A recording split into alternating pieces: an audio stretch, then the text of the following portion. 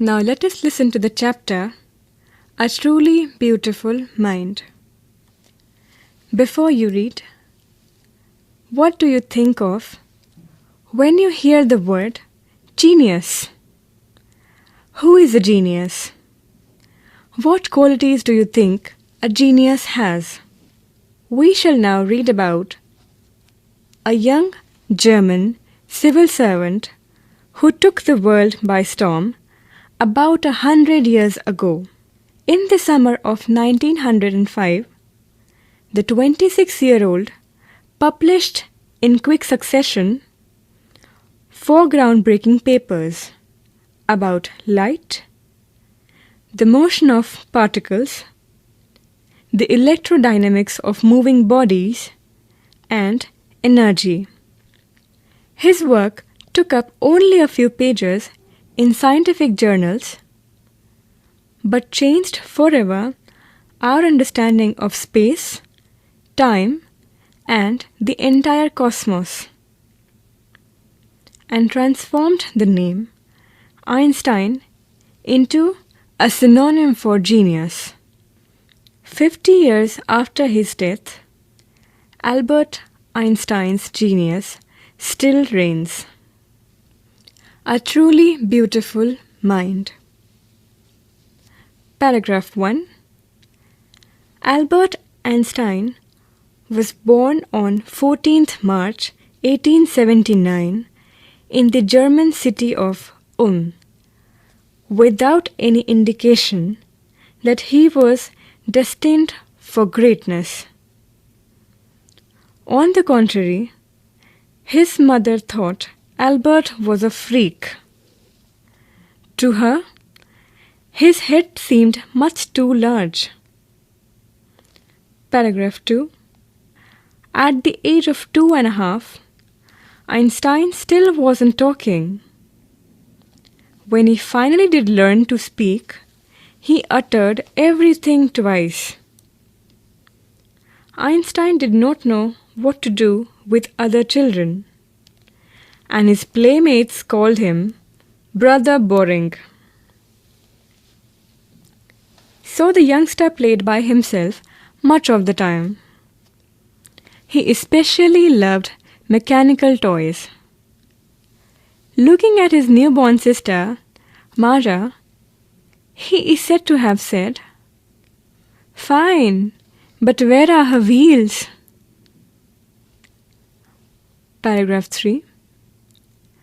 A headmaster once told his father that what Einstein chose as a profession wouldn't matter because he'll never make a success at anything. Einstein began learning to play the violin at the age of 6 because his mother wanted him to. He later became a gifted amateur violinist, maintaining this skill throughout his life. Paragraph number 4. But Albert Einstein was not a bad pupil. He went to high school in Munich, where Einstein's family had moved when he was 15 months old, and scored good marks in almost every subject. Einstein hated the school's regimentation and often clashed with his teachers. At the age of 15, Einstein felt so stifled there that he left the school for good. Paragraph 5. The previous year, Albert's parents had moved to Milan and left their son with relatives. After prolonged discussion, Einstein got his wish to continue his education in German-speaking Switzerland, in a city which was more liberal than Munich. Paragraph 6. Einstein was highly gifted in mathematics and interested in physics, and after finishing school, he decided to study at a university in Zurich. But science wasn't the only thing that appealed to the dashing young man with the walrus mustache. Paragraph 7. He also felt a special interest in a fellow student, Mileva Maric, whom he found to be a clever creature. This young Serb had come to Switzerland because the university in Zurich was one of the few in Europe where women could get degrees. Einstein saw in her an ally against the Philistines. Those people in his family and at the university with whom he was constantly at odds. The couple fell in love. Letters survive in which they put their affection into words, mixing science with tenderness. Wrote Einstein, "How happy and proud I shall be when we both have brought our work on relativity to a victorious conclusion." Paragraph 8. In 1900, at the age of 21, Albert Einstein was a university graduate and unemployed. He worked as a teaching assistant, gave private lessons, and finally secured a job in 1902 as a technical expert in the patent office in Bern. While he was supposed to be assessing other people's inventions, Einstein was actually developing his own ideas in secret.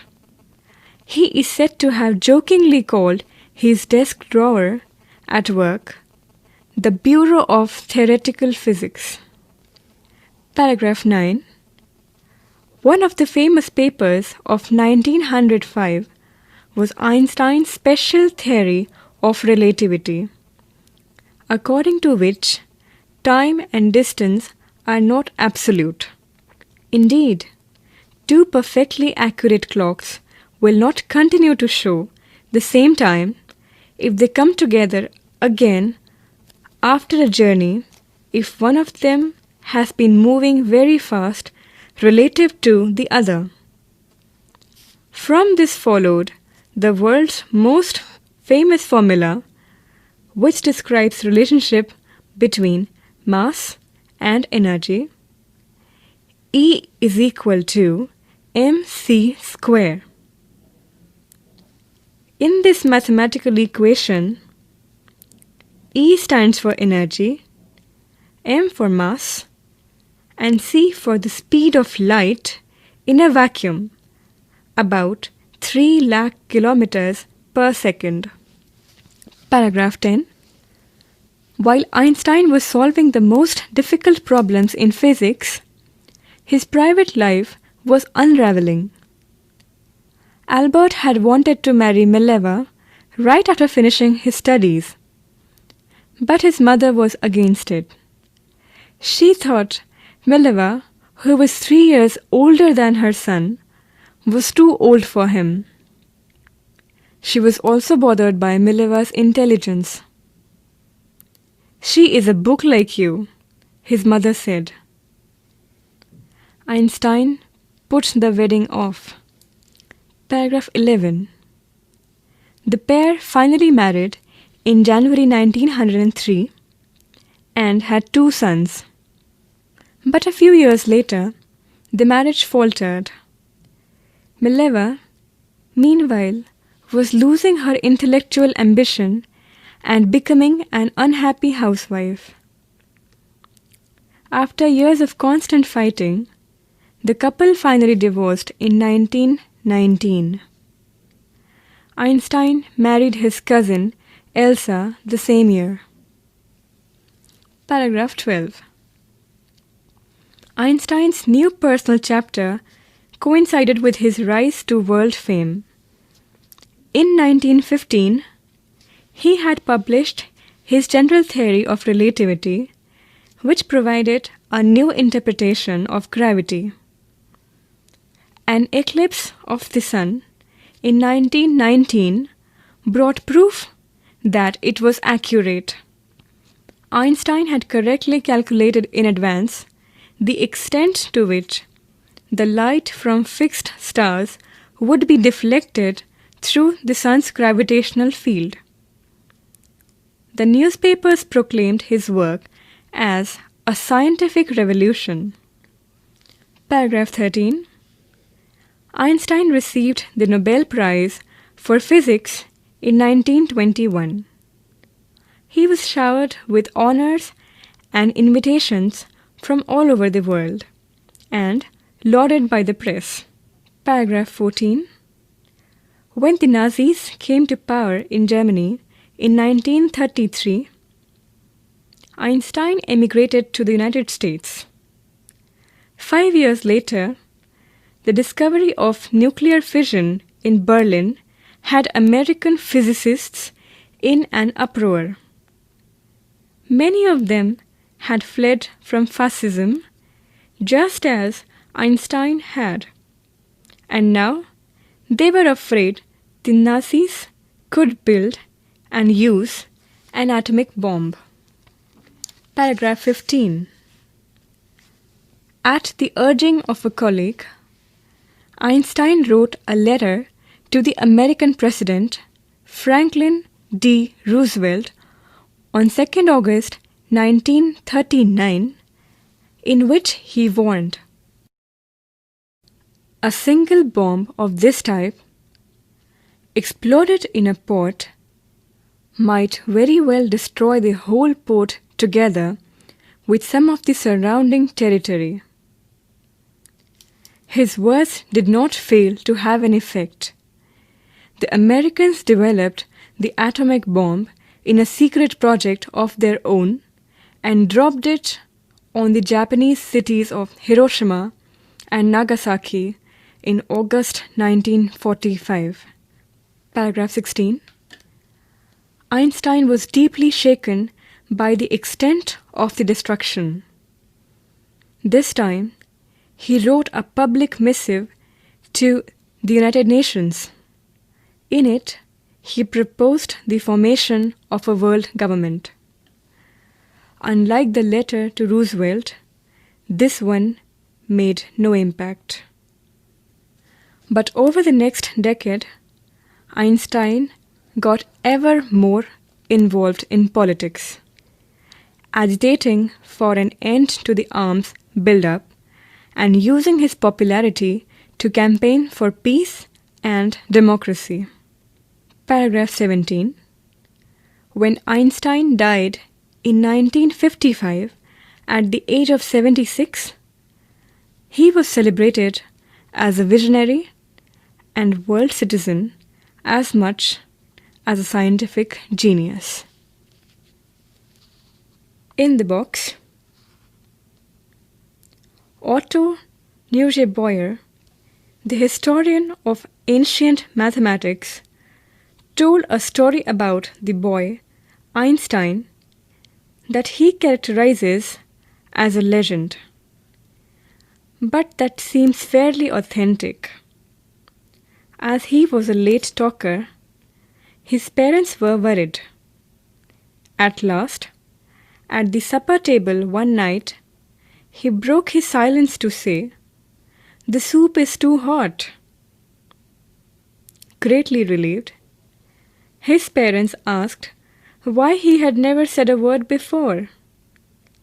Albert replied, "Because up to now, everything was in order." In the words of Albert Einstein, when you sit with a nice girl for 2 hours, it seems like 2 minutes. When you sit on a hot stove for 2 minutes, it seems like 2 hours. That is relativity.